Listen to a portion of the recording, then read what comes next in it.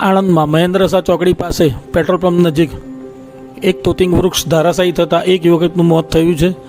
એક સપ્તાહમાં વૃક્ષ પડવાના 2 બનાવો બન્યા હતા, જેમાં 100 ફૂટ રોડ પર એક બનાવમાં 2નો આબાદ બચાવ થયો છે.